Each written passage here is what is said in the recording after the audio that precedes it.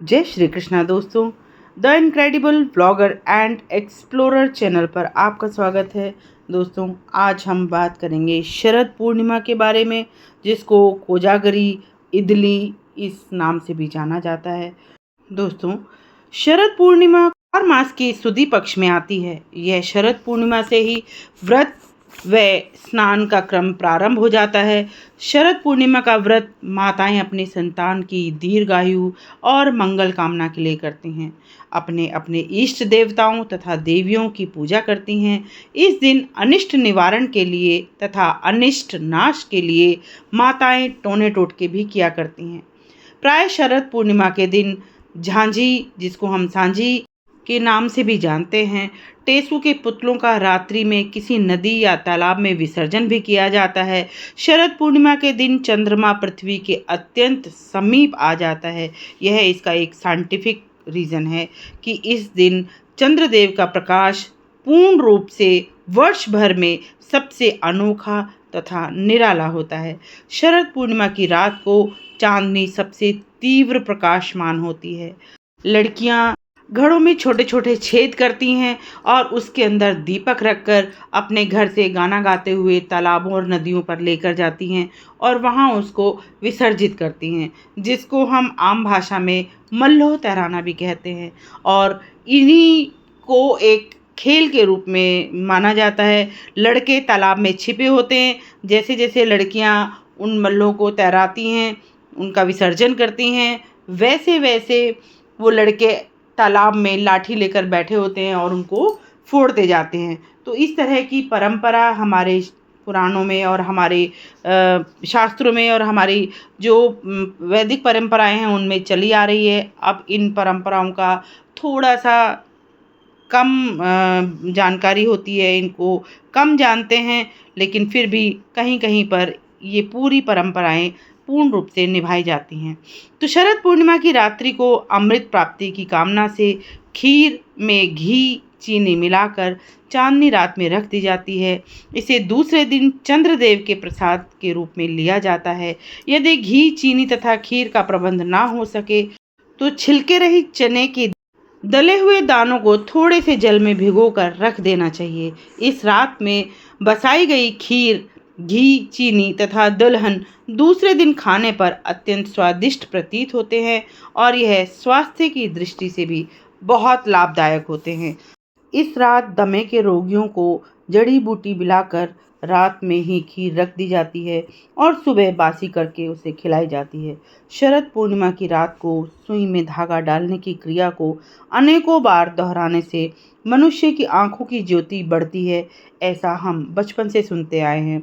वैद्यगण अपने अनेकों रोगनाशक तथा स्वास्थ्यवर्धक औषधियों के योग इसी शरद पूर्णिमासी की चांदनी में तैयार करते हैं।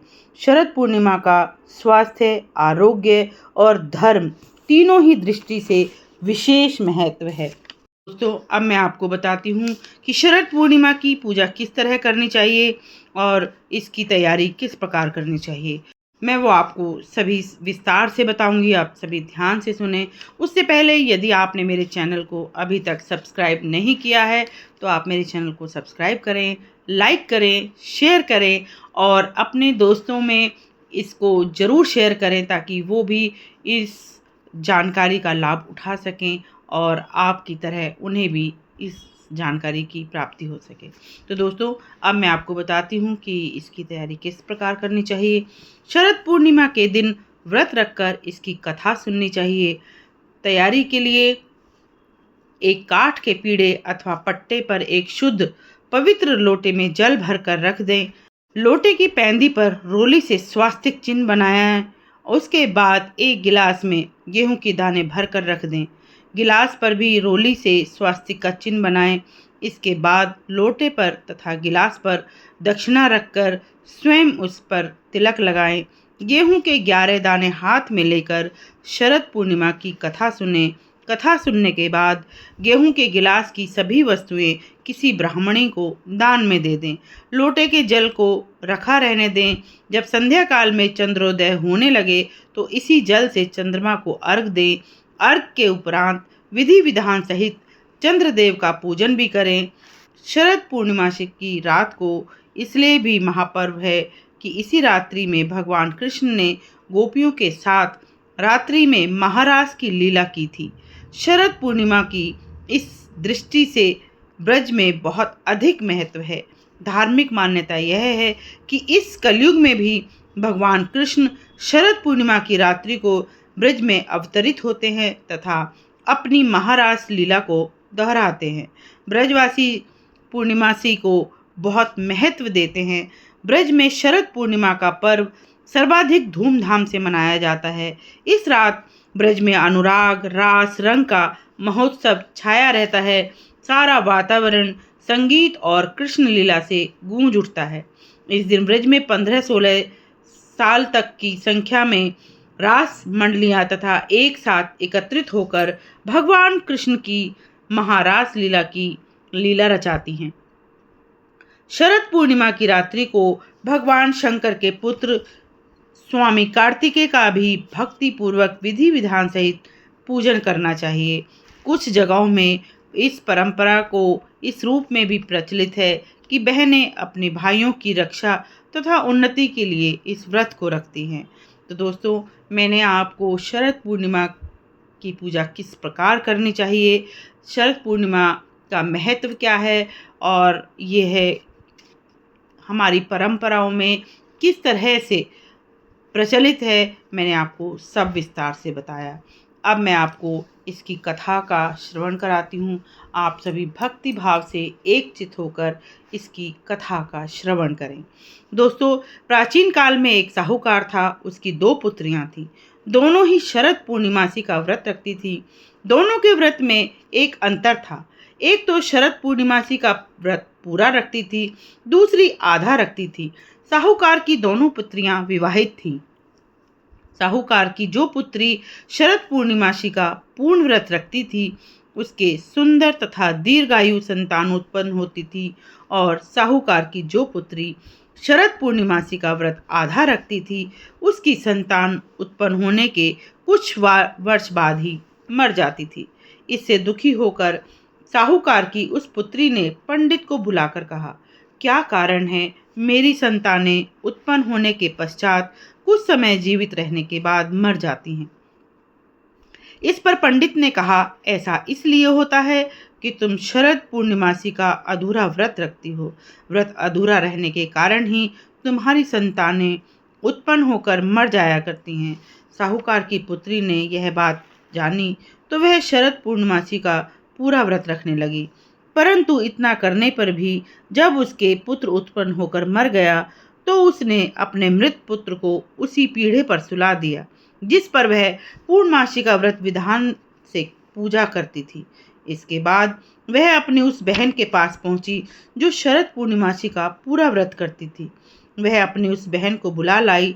जब वह आई तो उसने उसके बैठने के लिए वही पीढ़ा सरका दिया जिस पर उसका मृत पुत्र लिटाया हुआ था।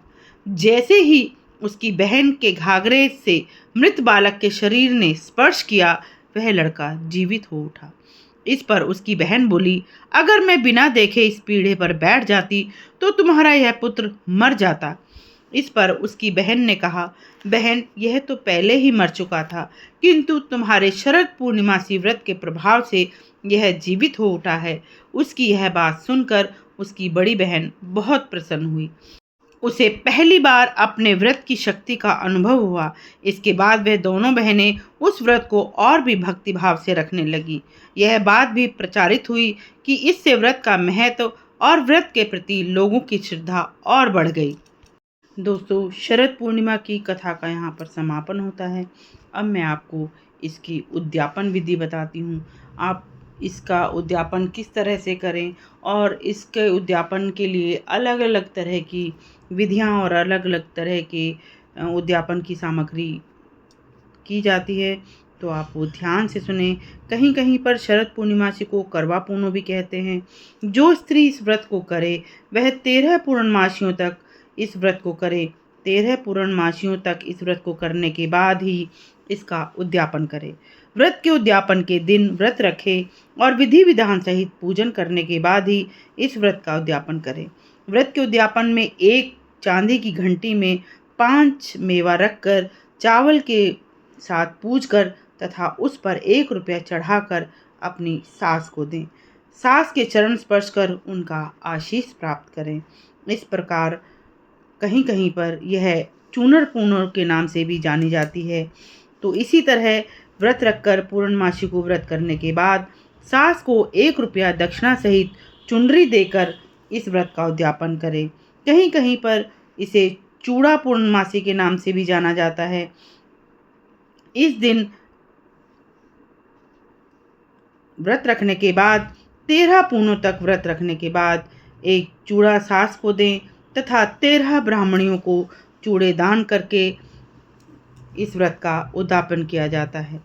इसमें दान देने वालों को भोजन कराने के तथा दक्षिणा देने के बाद ही स्वयं भोजन करें और सभी परंपराओं का पालन करें। तो दोस्तों, इस प्रकार आप शरद पूर्णिमासी की पूजा करें, व्रत रखें, कथा सुनें और उसका उद्यापन करें। जिसके यहाँ पर जिस परंपरा के अनुसार शरद पूर्णिमा की पूजा की जाती है वो अपनी अपनी परंपराओं के अनुसार शरद पूर्णिमा की पूजा करें। तो दोस्तों, इसका महत्व हमारे शास्त्रों में भी बताया गया है। औषधीय रूप में इसका महत्व और भी ज़्यादा है, क्योंकि शरद पूर्णिमा की चांदनी में इतनी ताकत होती है कि वह सभी औषधीय गुणों को अपने अंदर समाहित करके रखती है। इसमें दमे के रोगियों की, सर दर्द की दवाएं और अनेक तरह की स्वास्थ्यवर्धक औषधियों का योग इस शरद पूर्णिमासी की चांदनी को ही तैयार करते हैं।